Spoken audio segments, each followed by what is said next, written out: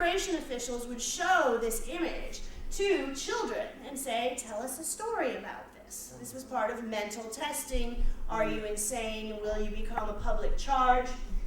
The immigration officials expected to hear, these are brothers and sister, they are sad, their pet rabbit has died, they're going to bury it, the daughter's going to put the flowers on the top, right, have a funeral. And instead, what they heard from the peasant children from southern Italy and Eastern Europe was, we found this rabbit, we killed it, we're going to roast it with these herbs and spices, our family's going to eat for a week. The Ellis Island officials would sometimes conclude that these were barbaric children. So there are these cultural assumptions that were packed into these tests that they imagined were very fair. So this is also the period where the term the melting pot takes hold, not only in popular culture, but among immigration officials, settlement house workers, and other social activists. They want to encourage the immigrants not only to be welcomed into American culture, but to be kind of blended in. So what we get in this moment is Jane Addams, the head worker at the Hull House, spoke of the doctrine of immigrant gifts. And she wanted to encourage Italian immigrants, for example, to preserve their operas, for Eastern European, Lithuanian immigrants to preserve their lace-making skills, while perhaps dropping their native tongues in public, right? While perhaps dressing in quote-unquote American clothes. So the melting pot is a term that held sway for a long time, but now the metaphor that's used more commonly among immigration scholars is mosaic, or tossed salad, a way to acknowledge the way that these different parts fit together, remain distinct, but make something different and beautiful, depending on your perspective, as a whole. I'll just mention that The Melting Pot was a popular novel that was turned into a stage play in New York. It was written in the late 1880s, but took hold in the Yiddish theater in the early 20th century. More interesting, perhaps, is Henry Ford's interpretation of Americanization. What he did is he hired a large number of immigrant workers, and they liked to work for Henry Ford because he paid very good wages, but he was really anti-union, so that was a little bit of a trade-off for his workers. But he would host these Americanization schools where immigrant men could attend classes after work, learning English, civics skills, things like this. The graduation ceremony depicts these men marching down a gangplank of sorts and hopping into this large papier-mâché melting pot that is labeled, you can see just there on the edge, melting pot. They would wear their original immigrant clothes when they hopped into the pot, and then the teacher would pretend to stir it, and a door would pop open in the front, and the men would walk out in American suits, waving American flags. Of course, the process of Americanization takes much, much longer than a stir through Henry Ford's pot. And what starts to arise in the post-World War I moment is even more virulent anti-immigrant sentiment. This is due in part to the rise of radicalism in the post-World War I moment, but also a crash in the U.S. economy, which we know as the stock market crash of 1929, but actually started a few years earlier. This is one cartoon that I like to focus on with my students. It is dated 1893, and it's titled Looking Backward, but I think it was particularly evocative in the World War I period, and I think it's an image that is really helpful to interrogate today. We have a row of 5 men, all decked out in their evening coats, who are preventing the entrance of one immigrant who looks like a laborer. He has the rucksack and the hat. But behind these men are the ghosts or the shadows of their own immigrant forefathers. So it suggests in part how quickly do they forget, and that perhaps we should always remember that each successive wave has gone through this same story. Once World War I hit, we get a real emphasis on Americanization. And promoted benignly through buy your liberty bonds. But in some uglier ways, what we see during World War I is a targeting of socialists, of labor unions, of other kinds of radicals. German Americans were hit particularly hard, and there is evidence that they were tarred and feathered and lynched in the Midwest simply for being German American. So as a legislative measure to address some of these concerns, an Emergency Quota Act was passed in 1921. And this is a cartoon that shows all, at the time, what commentators would say was the sort of refuse, the garbage of Europe being dumped into this funnel onto American shores. And we see Uncle Sam sticking a ticket in there that's labeled 3%. So in 1921, they limited the number of immigrants who could come going forward to 3% of those who were shown in the 1890 census. This is codified in 1924 with the Johnson-Reed Act. But what the Johnson-Reed Act does is it drops the quota to 2% of the immigrant groups represented in the census in 1890. That's a mouthful. What it means, though, is that it's cutting off the folks who came through Ellis Island. The folks who came through Ellis Island after 1890 were Russian Jews, Eastern European peasants, Southern Italians, Southern European peasants. So by going back to prior to the opening of Ellis Island in 1892, the 1924 quota is really doing some social engineering. It is favoring folks from Northern and Western Europe. So it's part of, the argument could be made, a larger eugenics and social engineering movement in the United States through immigration policy. The 1924 Johnson-Reed Act also establishes the Border Patrol. And this is something that really drops out of immigration history with its focus on Ellis Island and its, well, I'm guilty of this. Listen to my family's Ellis Island story. So, Johnson-Reed Act establishes the U.S. Border Patrol. There had been unrestricted immigration from Mexico from 1848 until 1924. What the 1924 Act does is it starts to screen people coming across the border, and it becomes militarized almost from the very beginning.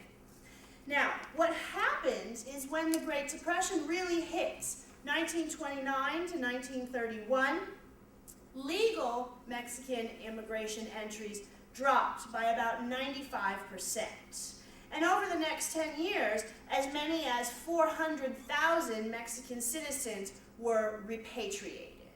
But this created a problem come World War II for agribusiness in the American Southwest. American agribusiness needed workers who were going to work the farms, on the crops, do this heavy back-breaking work to make up in part for the men who were away fighting in World War II, but also to continue to supply the troops. So the government comes up with this plan, the Bracero program, that ran from 1942 to 1964. And what this did is it established a system of contract labor. Millions of Mexicans came to the United States through these Bracero contracts. The men, it was only men, they were not permitted to bring their wives and their families. 10% of their pay was sent directly to the Mexican government, which would be returned to them once they went back to Mexico.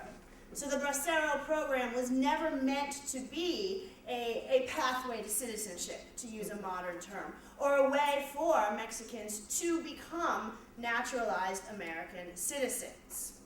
And over the period of the Bracero program, the Mexican government became less interested in administering the program.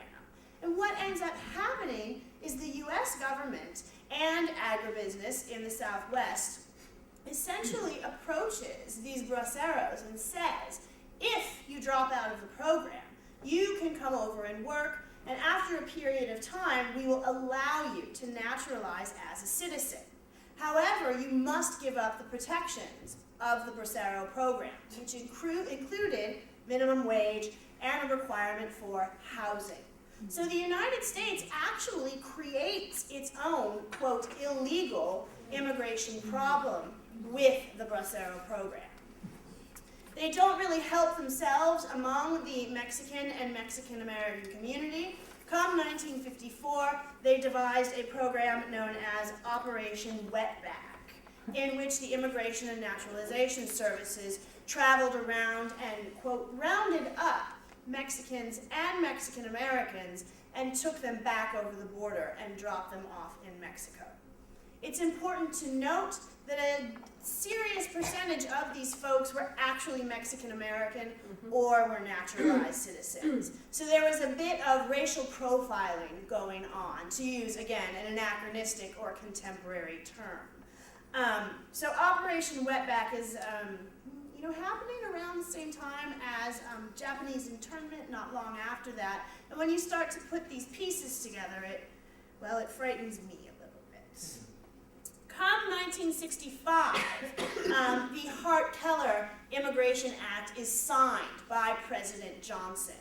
JFK had been advocating for reforms to U.S. immigration law and policy. He said that the quota system was, quote, nearly intolerable.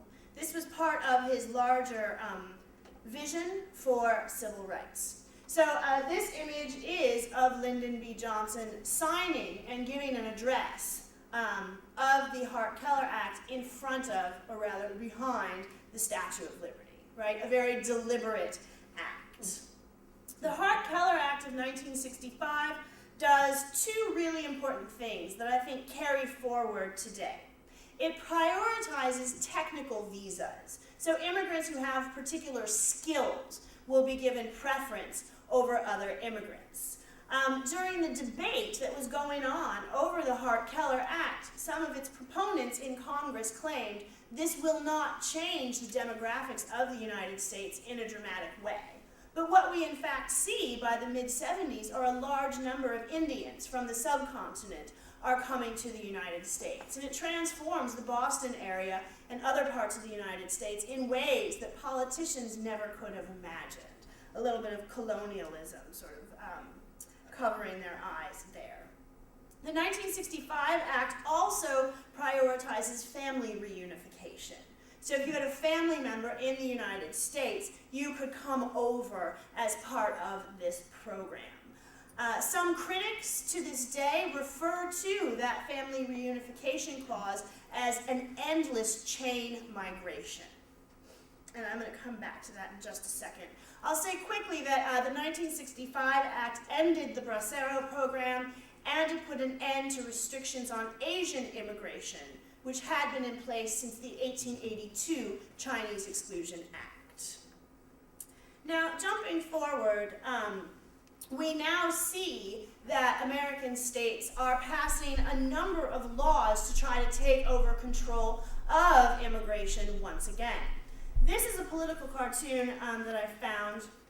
It's obviously dated 2011, Jim Crow immigration law. On the left, you show an African-American girl who is trying to attend an Alabama public school, whites only, 1963. And on the right, it shows a Latino boy trying to attend an Alabama public school, labeled 2011, and there's a little bird down in the corner, and his thought bubble says, Jim Crow is dead. Long live Jim Crow. We also can point to the fact that Arizona passed that baffling law, SB 1070, which uses a really interesting term called attrition through enforcement. And there are very right-wing sort of think tank organizations who've come up with this plan called attrition through enforcement. You may have heard Romney use the term self-deportation during the campaign. What this means is hound immigrants who you suspect are undocumented or illegal, make life so unpleasant for them that they will return. But the economy in the United States since 2008 has already forced a lot of Mexicans to decide to repatriate. They're just not finding the work or the economic incentive to be here along with SB 1070, attrition through enforcement, all of this. One final thing that I'll just toss out there that I've been thinking about in terms of my own historical work. The Gang of Eight is again discussing an immigration act, and I was watching them on the Sunday shows yesterday, and one of the things I noticed is the sort of undercurrents coming especially from the Republican members who are talking about prioritizing skill levels over family reunification visas. So this, they talk about it as a bipartisan compromise. We'll focus on immigrants with higher skills, not family reunification. And I think this is, again, an attempt to push back on immigrants from Mexico, from Latin America, South America, and the islands in particular. So I'm going to pause there, and I'm happy to take questions. On the reunification, when they did the reunification earlier, they made that rather broad as a broad definition of family reunification, didn't they? So that it was much broader than it is now. Yes. Could you explain that? Yes, it has. Family reunification in 1965 could extend to siblings, cousins. You could make a case for bringing over a family member, but they've started narrowing it down more to nuclear family members, parents, children, spouses, and Marta may know more about that than I do. Yes. What about marriage as a way to stay, and how will, if the whole country decides to embrace same-sex marriage, is that going to affect? It's actually interesting. Janet Napolitano, about 2 years ago, signed an order that said that the long-term same-sex partner of an American could, not so much that they could remain in the United States, but if they weren't guilty of any major criminal infractions, they wouldn't be prosecuted or persecuted and deported. So that's been on the books for about 2 or 3 years. And so I think that if DOMA, do we want to over? I get so confused. It's like no on 8 and yes on. Anyway, if same-sex marriage becomes illegal, I wouldn't be surprised if we see a debate popping up to amend that. One more, perhaps. Yeah, Jackie. You mentioned the role of business in the Embracero program. Could you make some comments or your thoughts about the role of business today and how that is playing out, and also maybe throw in a comment about the military, since so many of what we know about the military recruitment in the past decade has been largely from populations that have come to this country. Can you repeat your first question on the Bracero? About the role of business in today, yes. Right. Well, even within the conversations that the Gang of Eight have been having, there are supposed to be penalties for employers who knowingly hire undocumented workers. But this has kind of gone back and forth since the period of the Bracero program. I would argue that agribusiness and big business in the United States benefits from having these undocumented or contract indentured workers, and that the federal government has offered incentives for that. What we see after the end of the Bracero program is the beginning of the Maquia, the Maquiadora program in northern Mexico. And so the United States is allowing corporations to build factories there and offering tax incentives. And then we see NAFTA, and it's just, and Obama is now talking about an even larger free trade zone. So that's where I start to really get frightened. And the impact of the military Right, on so immigration policy? I, from my own perspective, tend to think that the recruiting among poor immigrant children and offering citizenship in exchange is unethical, to say the least. But I don't believe in war at all. Did the military exclude have a policy about excluding children from immigrant families prior to the 20th century? Oh, you know, I think that's tough to talk about because if you think about World War I and World War II, people were signing up in droves. It wasn't the sort of recruitment drive. So there's a bit of a difference there, and I'm sure Vietnam is some bridge moment, but I can't. We had the draft. Right, there was a draft during World War II, but also, you know, my immigrant grand uncles couldn't wait to sign up and serve in World War II. This might be going a little bit off, I don't think it's really off topic, but I get the impression that when poverty level people and policy starts to become, we don't really want to provide health care for that people, or even jobs, doesn't that kind of, I mean, in terms of recruiting for soldiers, doesn't it kind of force people to sign up because they don't have any other options? And that's why it's called a Yeah. poverty draft Yeah. often. Yeah. You know, not only since about 2005, 2006 has it become more difficult for undocumented immigrants to have access to things like the emergency room and so forth. But yeah, absolutely, this draft or this recruitment, it's a poverty tax or draft. I argue. I'm sure there are a lot more questions that you have, but may we turn now to Marta Guevara, and we'll come back to questions after Marta as well. So before I start, the main impetus for giving Puerto Rican citizenship was precisely because of the draft. So we can come back to that, but it's just a trend. I'm really happy to be here. I'll briefly say thank you to Adrian for all her hard work and effort, and Elaine on behalf of the League. I mean, I certainly know that we're better because of the work you all do. So I just wanted to thank you. I wanted to thank Jennifer for fabulous.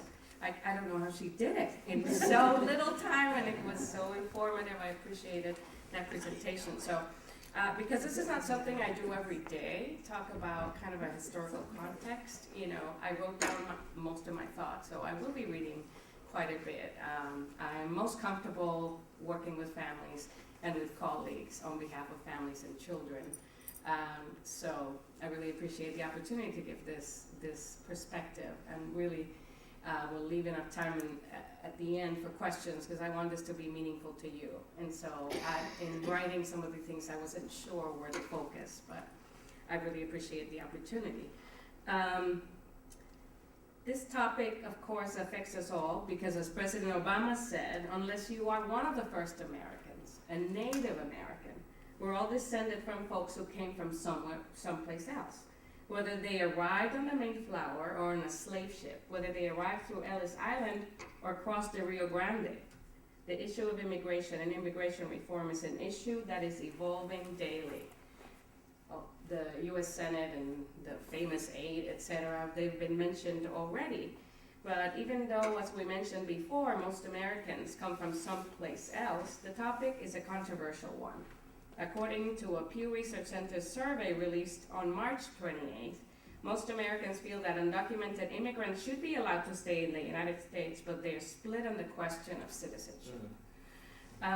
For today's panel, I have been asked to share a little bit of information about the immigrant cultures in Amherst. We don't have enough time to go into all the details and all of the different groups, so for today, I'm going to focus mainly on two cultural groups. First, the Cambodian families who arrived here in the 80s, and the most recent immigration culture, which are families of Salvadorian heritage. Both of these cultural groups come from opposite sides of the world, but the root cause of their flight to the United States is unfortunately very similar. I'll begin with the Cambodian immigrants.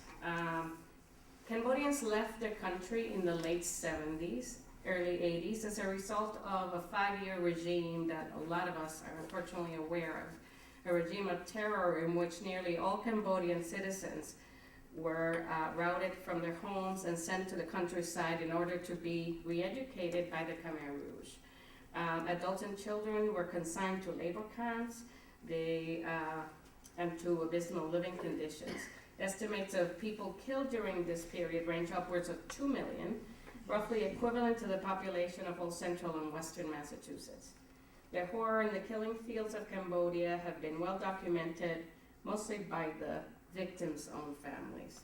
According to Richard Mollica, a psychiatrist and the co-director of the Harvard Program in Refugee Trauma, Cambodian refugees in Massachusetts have witnessed or experienced on average 15 severely traumatic events, including beatings, starvation, torture, murder, or rape. The path to the United States was a long one, taking between 3 and 10 years as people struggled to leave Thai refugee camps and to resettle their fractured community. Thanks to many in the Quaker community and many other concerned residents in Amherst and surrounding communities, several families were sponsored and welcomed to live in Amherst in the 80s. Along with the living arrangements and day-to-day support, programs geared towards the Cambodian community, mostly focused on education and health matters, were developed and established, such as a bilingual Khmer program. So in the schools, we had a bilingual program.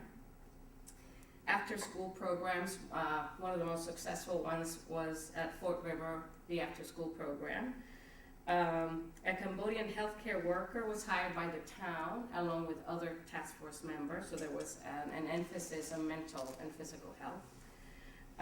And a college fund for the children of the original families who settled here was established, along with other services to support the economic, educational, and social mobility of this group.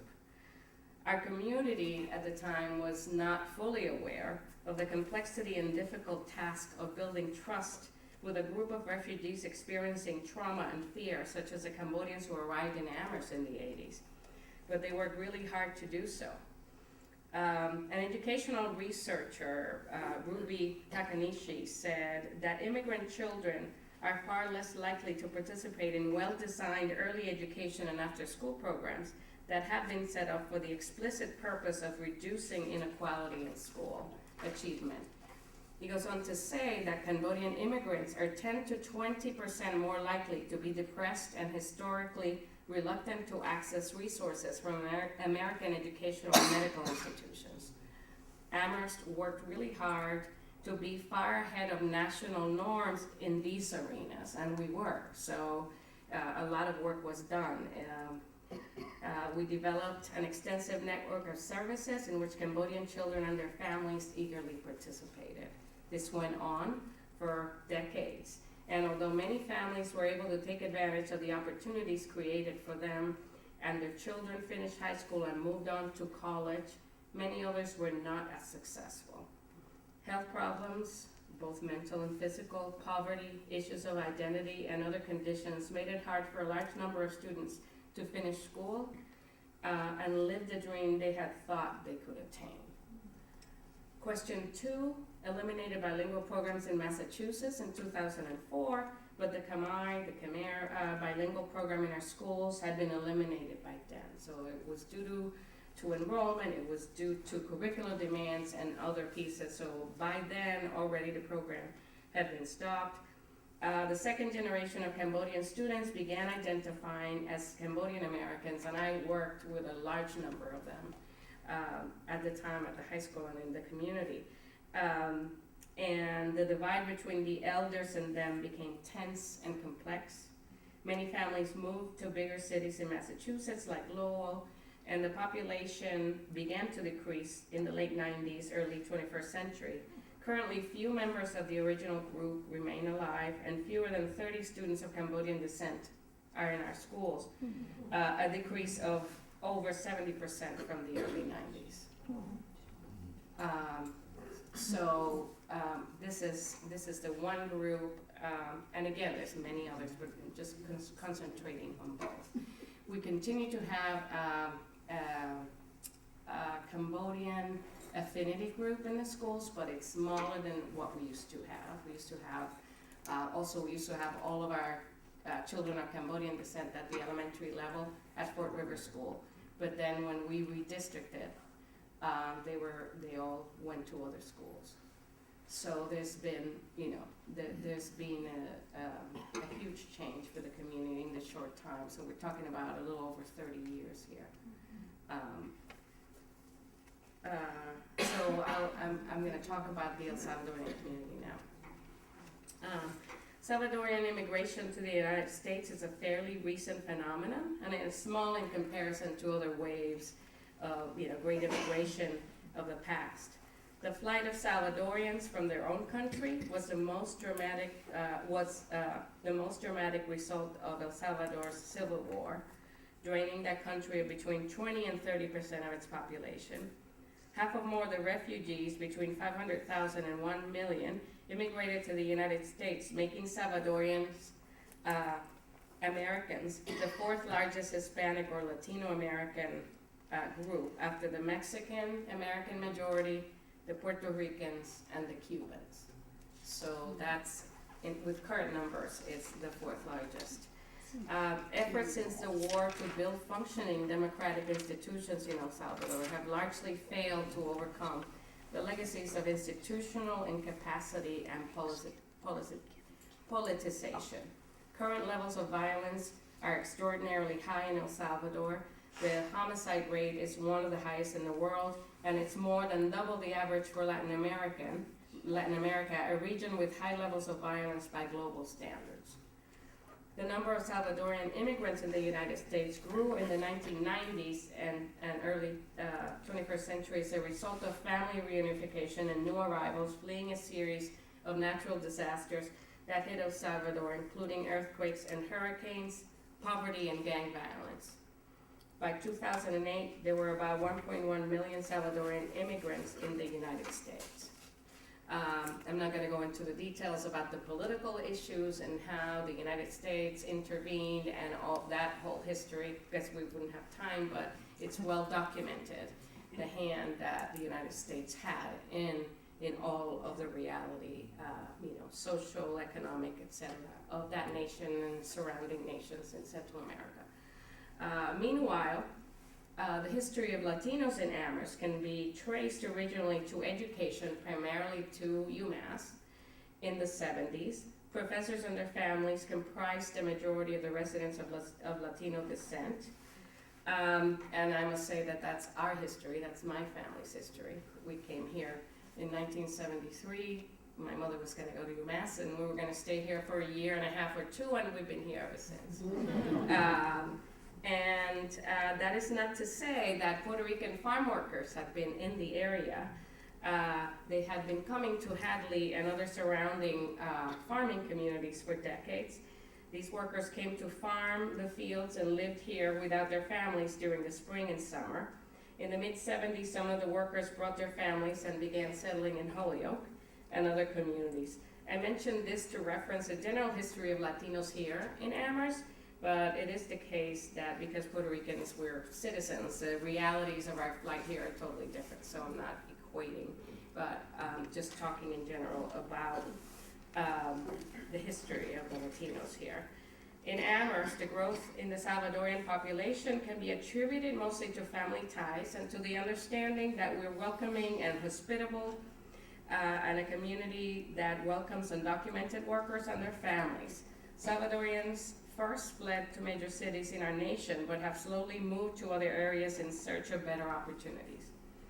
The most recent immigrants of Salvadorian descent to our town, and I'm talking about as recent as last week, are children who had been originally left behind with relatives while their parents searched for a better life. They arrive in Amherst, find work and a place to live, and they send for their older children, who are brought by smugglers or coyotes at great emotional, physical, and financial distress for all involved. The schools are enrolling students with little or interrupted schooling, with many mental and physical health issues who do not speak English, with great enthusiasm and great strengths, but with other challenges. This is a huge reality for us, but one that we welcome and we're working hard to support. Supporting this population and others from adjacent geographical areas is a focus of some district initiatives that we have currently. So I'm now going to talk about our school district, the Amherst Regional Public Schools. One of these is the Latino Achievement Student Initiative. This is a coordinated effort to name and address the issues facing the different Latino groups in our district that affect their academic achievement. And this was an initiative that began in 2006 with the then Superintendent Jerry Hockman. The increase in the population, as well as other information that was uncovered, such as the achievement data, revealed that as an identified group, Latino students were underperforming and failing at higher rates than any other identified group in the district. Similarly, a close look at the district's discipline data revealed Latino students were being disciplined at a disproportionate rate compared to their white counterparts. The issues discussed and addressed by this initiative are interrupted schooling, English language learning, escaping gang and other violence, poverty, lack of cultural competence of district staff, trauma, undocumented status, roadway to citizenship, bias in the schools, lack of an information hub to support Latino families, health concerns, insurance, work and family obligations, racial profiling by the police, and access to after-school programs and homework help. These are some of very many topics that we've been working on since 2006. Most recently, the district is piloting the Family University program, an effort for district families who have lived in our community 3 years or less, are English language learners and income eligible. The main goals of this program are to help them understand schooling in our community, learn about their rights, share community resources, and learn how to support their children be successful academically. The Family University series focus on what children are learning in schools, advocacy, parental leadership, and effective parenting skills in the 21st century. The main focus group for this effort is indeed Salvadorian families. When we did a search with those characteristics, have been in the district 3 years or less, are English language learners, income eligible, and first generation college bound. The great majority were of El Salvadorian descent. The program is based on a research initiative developed by Dr. Karen Mapp, who's a professor at Harvard, to increase family engagement as a means of raising academic achievement. So she did this in the Boston Public Schools, had great success. It's still ongoing. They call it Parent University, so we have replicated that. So we're currently piloting this. We identified 70 families, 65 of which were Latino descent. And we're gonna do our third session, and we're having great success with great partners around the community. We're very hopeful for this work, and we think this will make a difference for most recent immigrants. And another initiative that we're in the process of planning is a coordinated systemic achievement program for low-income students and their families.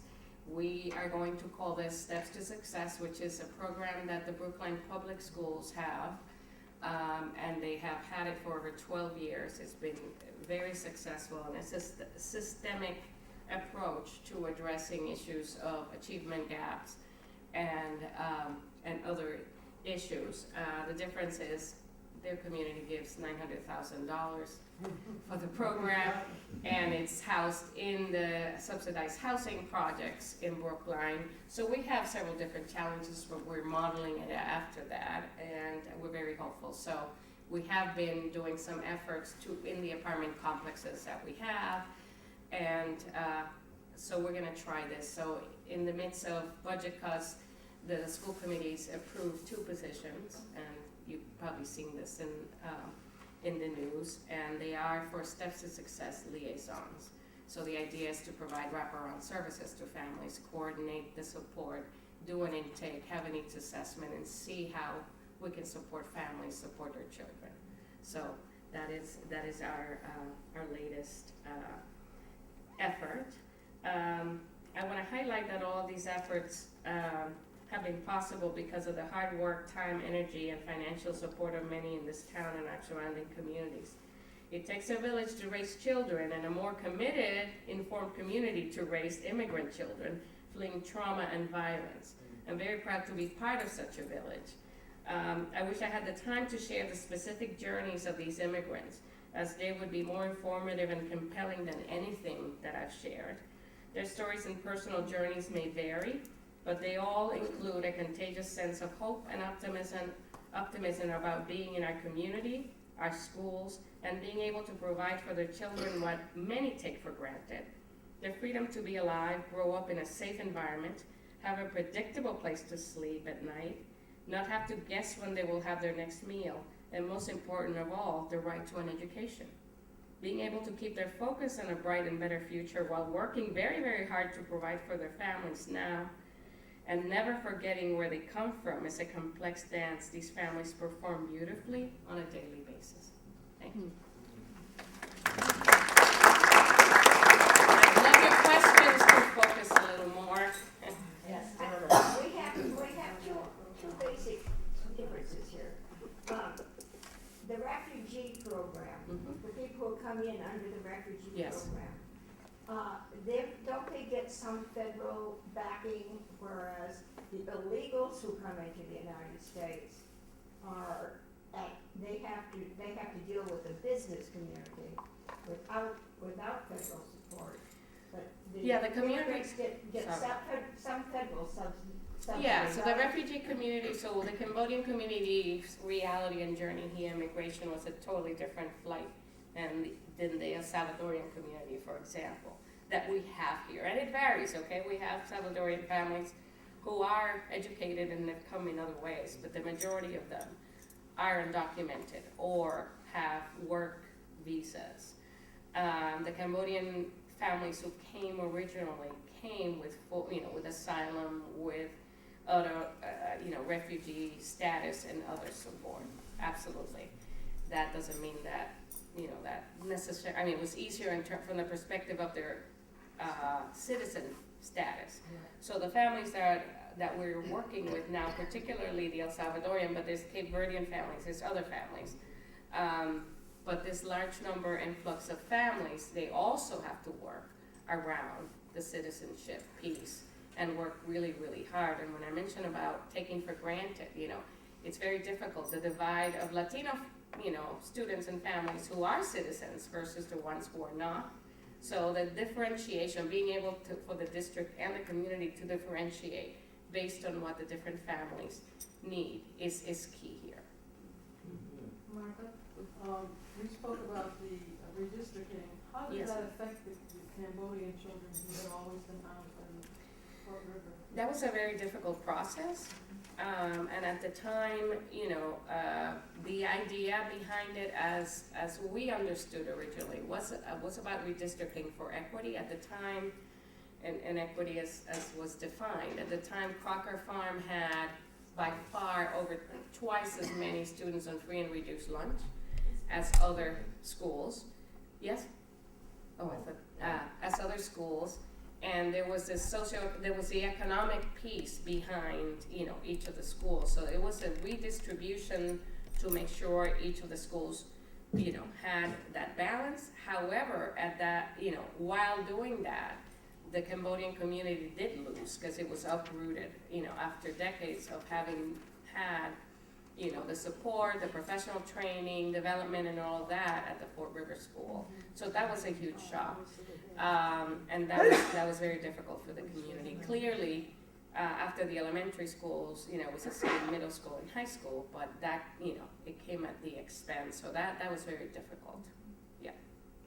Excuse me, as a follow-up, it also broke up language-similar children. The equity piece was one thing, but the Cambodian children were largely at Fort River with that community, and the Spanish-speaking children were at Crocker. Yeah, so we had really break up the linguistically similar as So well. we had a bilingual program in Amherst. So before question 2, we had a bilingual program. We had a fully bilingual program in Spanish, right? And we also had it in Khmer.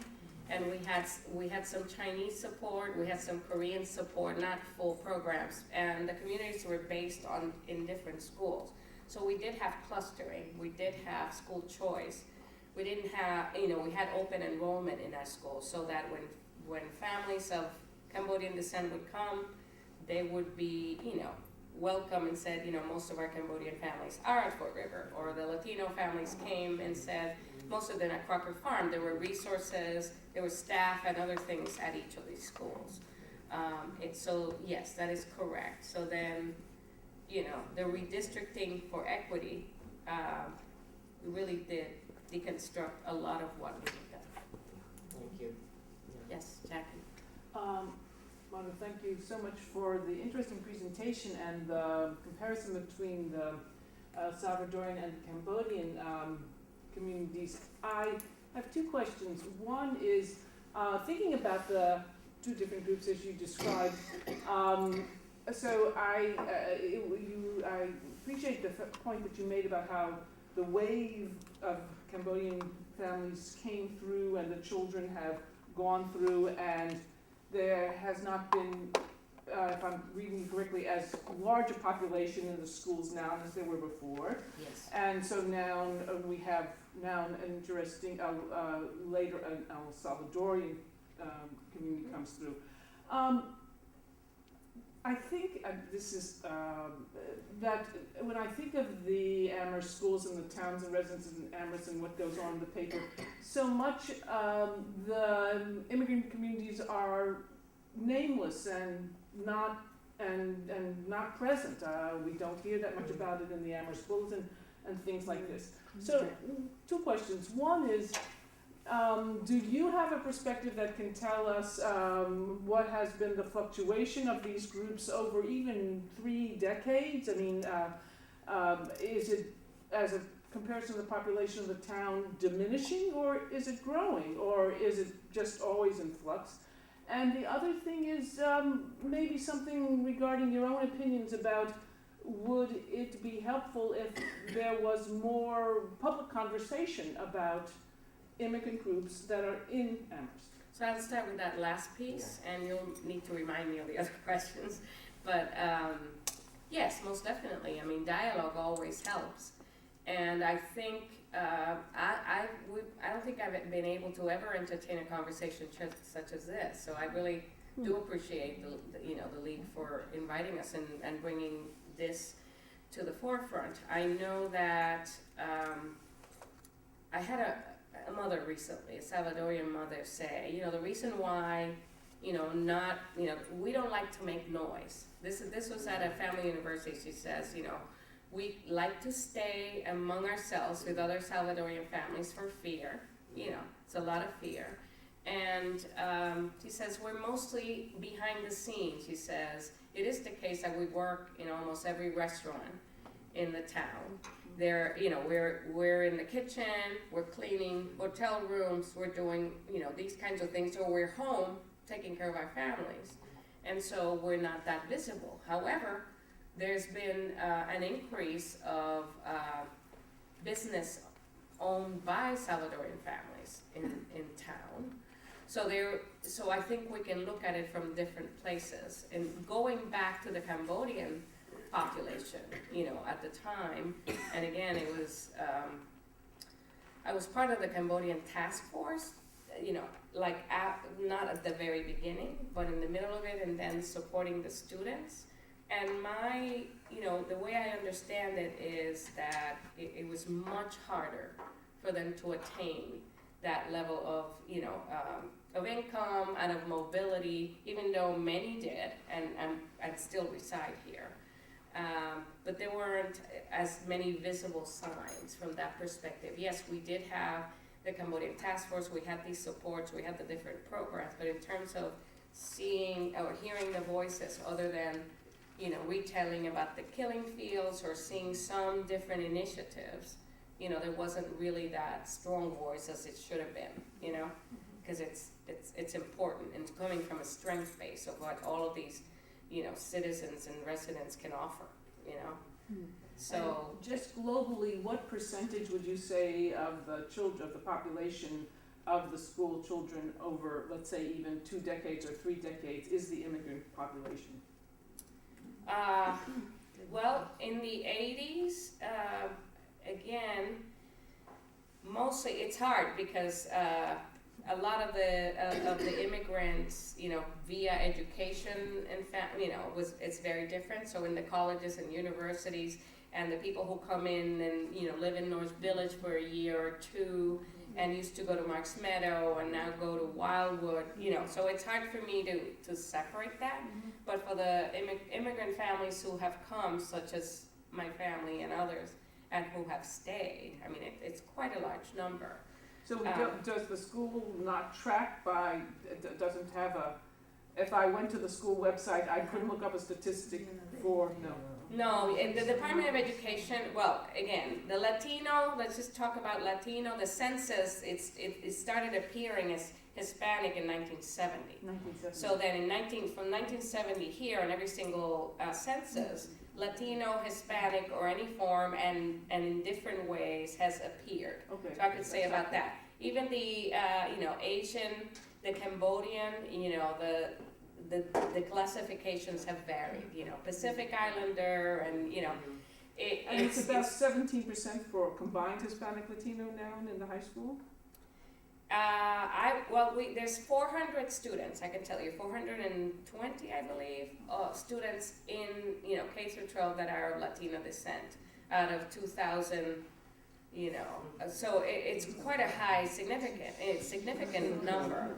And in the elementary schools, it's a lot more. So some schools are half kids of color, and Latino being by far like tenfold what they are in terms of their representation. Yeah, please entertain questions to either speaker here. I think Becky Cannon had her hand up, Oh, sorry. Hi. and then we'll take it. I just wanted to know what the definition of redistricting by equity means. I'm not familiar with that term. I can say that at the time, the definition was, it was mostly about, low SES, socioeconomic, it was about financial. So it was economic Economic. disparities. Correct. It So was a they disparity based on family income. So they were trying to equalize the, amongst the Distributed different among the schools. 3 schools. And at the same Similar. time, close Marks Meadow, close one of the schools. And Cambridge did that as well, I believe, didn't they? There's many of our communities in Massachusetts have gone through something similar, or are going through them now. And what date was that? When was that? Ours, Yeah. 4 years ago. 4 years ago? Yeah. Okay, thank you. I'd like to know more about the family university. What do you offer the families? Where do they meet? And Yeah. how does that work? Thank you for asking that. So we have, so it's very exciting. So we, in the district, we've done a lot of different initiatives. But when it came to family engagement, or we used to call it outreach, or, right? We really didn't do a lot that was differentiated based on need.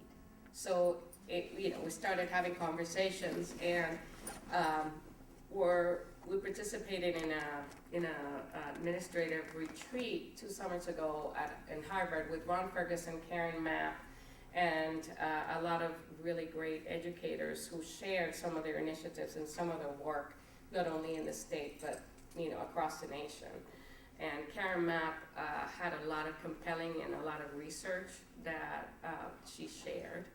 As the premier consultant on family engagement in the nation, she had a lot to say about research-based initiatives that are really rendering in a lot of positive progress, particularly in academic achievement for at-risk families or families facing a lot of challenges. And this parent university was one that we thought, the principals and I thought, along with our superintendent, thought we could duplicate and could do and would work really well. So we designed 6 sessions based on what we've read and was recommended and has been implemented in other areas. So we isolated 6 topics. So we said 6 sessions, 6 topics for both families and their children. So the model is once a month, we have a 2-hour session in which we highlight one school by session so that the 6 schools are highlighted, and I'm talking about, Amherst and the region. We haven't done Pelham, but we will include it. And the topics, the first one was communication, so effective family, school, home communication. And there's a lot that we could talk about that. And the high school was the school that was highlighted first. So Mike Jackson and his staff and a lot of other folks came. We started the evening with a meal that we share, a meal that's cooked by the 21st Century after school program in the high school, their cooking class. So there's a lot of partnerships here that are really very cool. The Latinos Unidos students from the high school do the childcare. And now we have the Amherst College, the class, Spanish for Community Engagement class has adopted us too. So we're also working with them. So that's just to give you an example. The idea is bringing families and their children together to, work on skills. When there are topics for the group, including the children, we do that together, but we also have childcare, and the childcare is, we do homework help, etc. And then the topics vary from learn your educational rights to assessments. Our next one, we had to cancel March because of snow, so we're doing this Thursday, is assessments. So we're gonna work on discussing the formative assessments, why do children take, tests and what they are, etc. And we'll talk about MCAS and other things. We're gonna talk about summer opportunities for families. We have one on technology. So all of the sessions are held at the high school. We did that purposely. We wanted families to have that focus on, the higher level school in the district. And so we've been very successful. Out of, like I said, 70 families that were identified with the characteristics. We first had 10 families attend the first session, but then we went up to 28 families. And we're holding steady with that. The idea is that this is a pilot that we're going to then do twice a year, and we're going to start in the fall having a morning session for families who come drop off kids and it's better for them, and we'll have an evening session. And we just got a very generous grant from AEF to support that, Family University, so really excited about that support. So Family University is going to be one piece of that Steps to Success program that I mentioned. I have a question for you. On the pathway to citizenship, President Obama gave, I'm not sure how you would word it, but for children who came to the United States with their parents and were given illegal status, he gave them pathway to go to universities if they've gone to. Could you clarify that a little bit? I don't know much about the DREAM Act. Yeah, the one that was approved was the Deferred Action for Childhood Arrival. Yes. So they have to be 30 or younger, have come here undocumented as children. Have not had, so there's a few characteristics, have not had trouble with the law, etc. So those young people, and we've been supporting, we've worked with the Center for New Americans who are very active and are offering workshops, etc. For those, they can be deferred. There could be hope waiting for the immigration reform and all of that. Their deportation or anything that has to do with their status here is protected for a couple of years.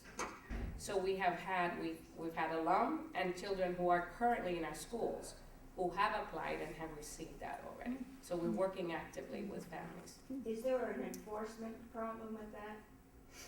And enforcement Yeah. in the Amherst Public Schools, I just meant what do you mean? nationwide. There's some communities who, do they actually have to have documentation in applying? yes, for but that? the documentation varies. For example, for us, report cards, letters from staff, so that the amount of information and documentation really varied and was very flexible. Yes, Alex.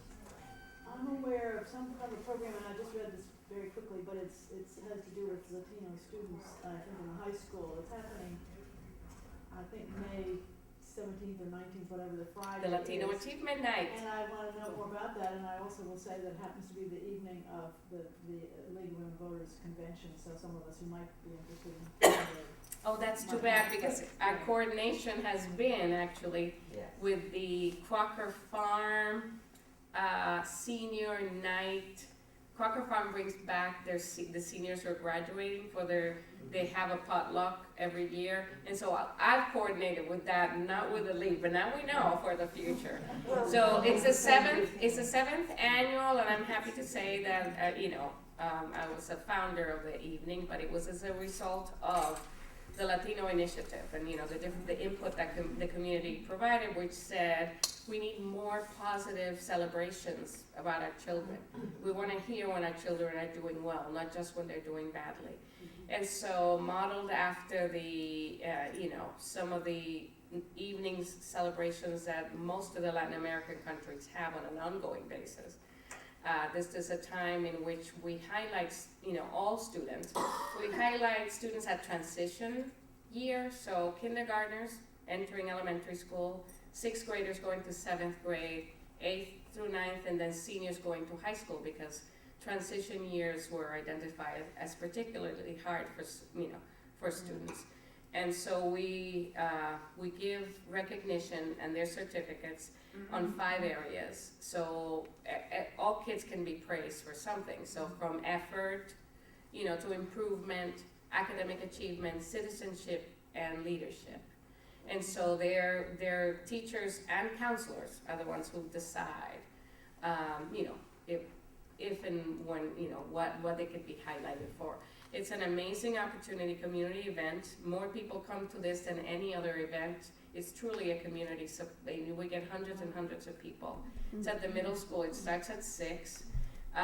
Everybody's welcome to come. All of the principals and staff come. This year we're highlighting, aside from the obvious, we're highlighting the families who are coming to Family University, and we're also highlighting the paraprofessionals in our system who support all of our students so well.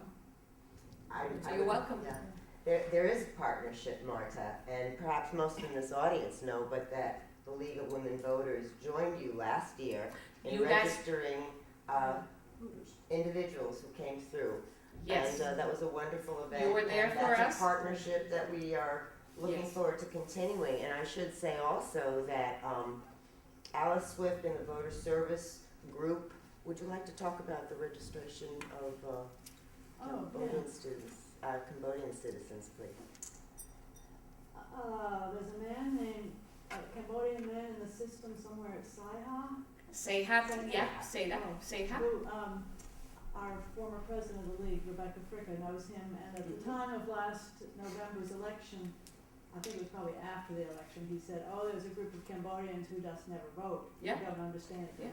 So she and I, and probably Lynn Weintraub, and possibly Lawrence Ray will get together with this group, which he estimates to be about 20, to talk about That's fabulous. the whole voting process, and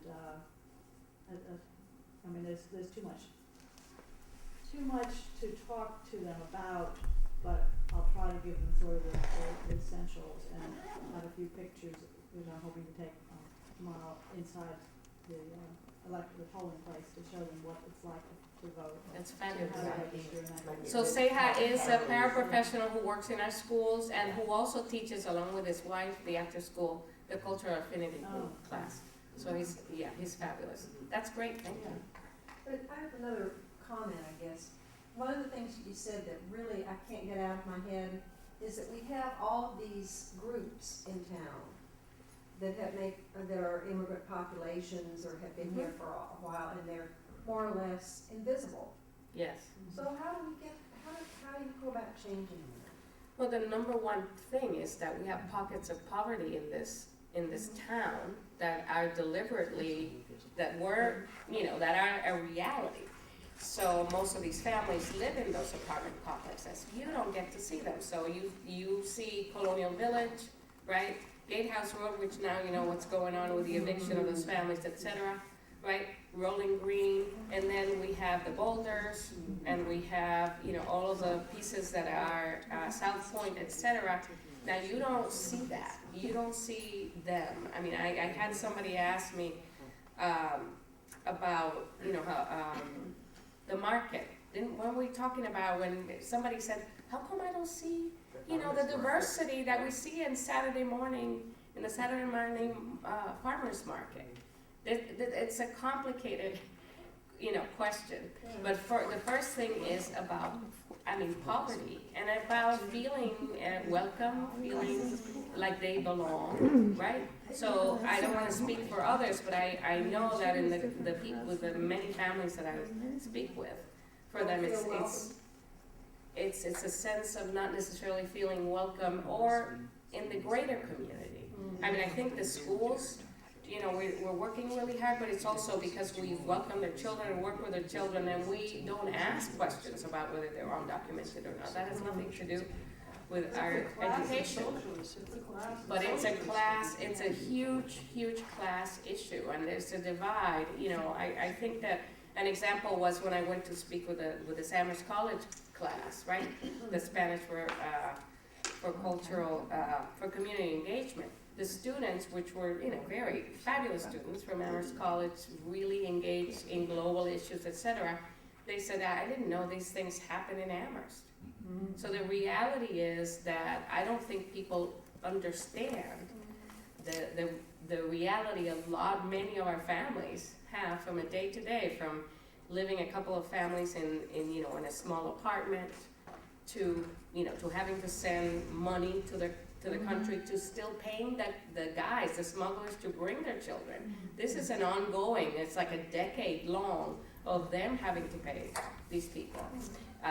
There's the fees, the legal fees for them. There's some to retain some of the attorneys, which thank goodness is the Center for New Americans have worked hard not to, but there are people trying to take advantage of this DACA, saying, I'll give me this amount of money and I'll get you this, when it doesn't. You don't need to do that. It's a fee that you have to pay for the application. So I think there's a lot I think poverty in Amherst, we talk a lot about, homeless with, we've done a lot of that stuff, but there's a lot of homeless that you can't even see, or people in homes that are waiting to be homeless, we see that day to day. With regard to the isolation part of it, where people seem to be invisible, Yale University did a really good study on ethnic in-groups. And poverty may be one of the factors, but also the ethnicity is a major factor, and they really feel the security within the ethnic group. And so they tend to group within themselves. It's be kind of classified differently as an in-group and the rebel group, and there are few who may actually try to have the ambition of breaking through and going on. But basically, a lot of them, when they first come here, they want to be within the security of their own group. Well, it's complicated. There's so many changes, right? And we tend to go to what's familiar, but people work really, really hard.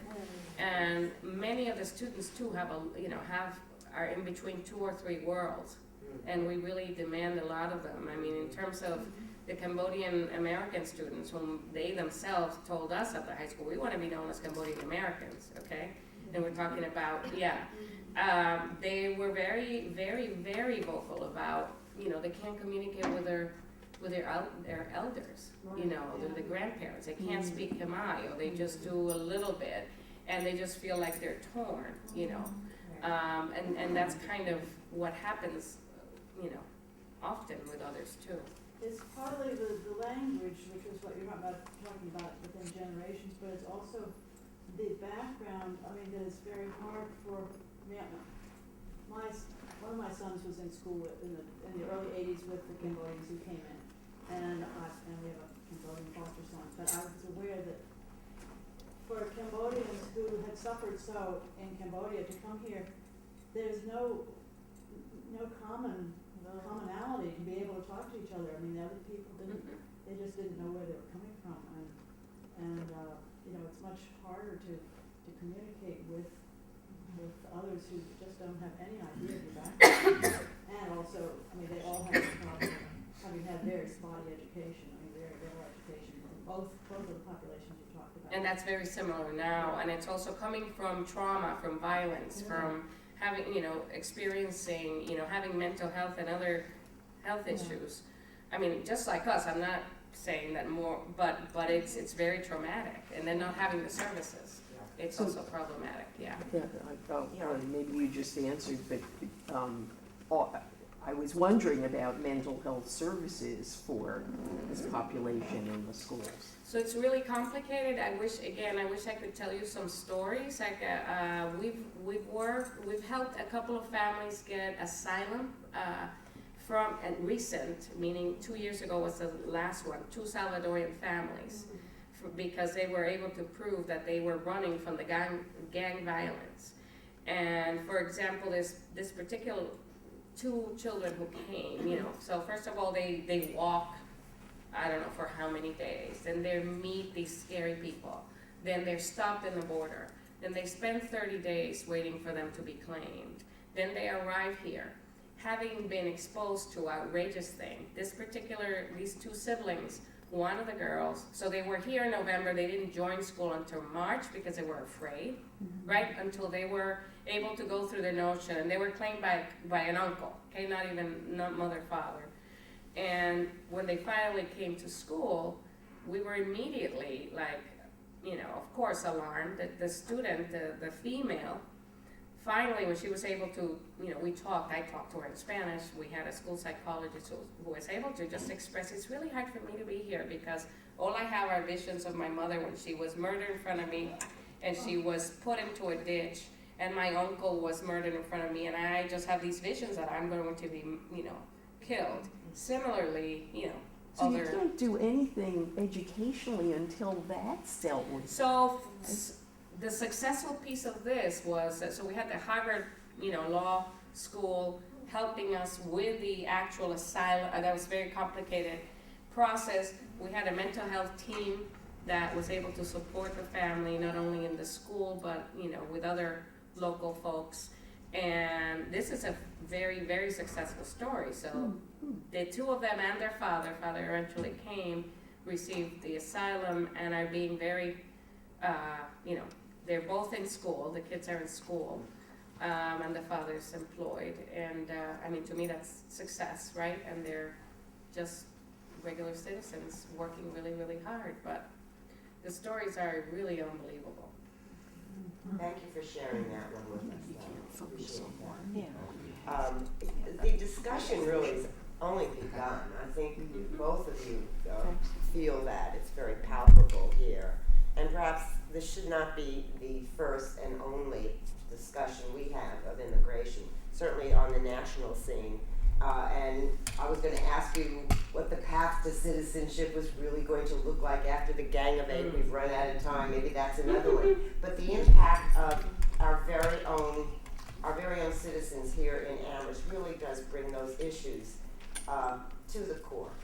And we thank you each, Dr. Marta Guevara and Dr. Jennifer Frank. I think we found new friends. I'm going to say thank you, Marta, and thank you, Jennifer. And thank you, audience. Your questions were great. As I said, we've only just begun. So. Thank you.